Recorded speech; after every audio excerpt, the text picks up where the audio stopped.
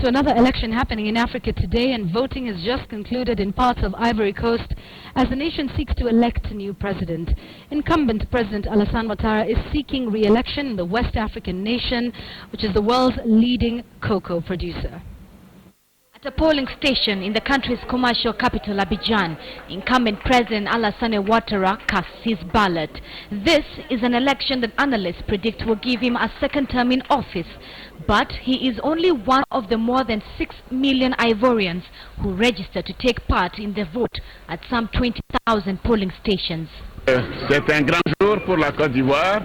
It is a great day for Ivory Coast, and so we must go through with this election with peace and serenity and come together to face other challenges awaiting the Ivorian nation.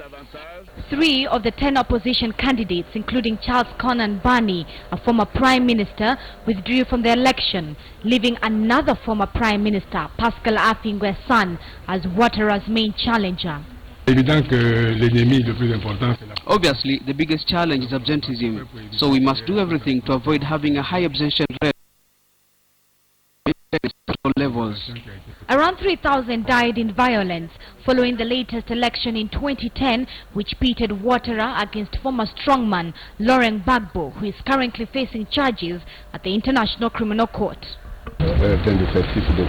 We have deployed more than 30,000 Ivorian men and nearly 6,000 UN forces to guarantee the safety of this election. Ivorians want peace. They want to get out of what we experienced in 2010. They really want to move ahead with prosperity, progress, peace, and for us to get together and work for the best of the nation. Thank you very much. Under Ouattara's leadership, the West African nation has re-emerged as a rising economic star on the continent. I want total peace in Ivory Coast. Observers say a peaceful election for Ivory Coast would reassure the investors currently flooding into the country, the world's top cocoa grower.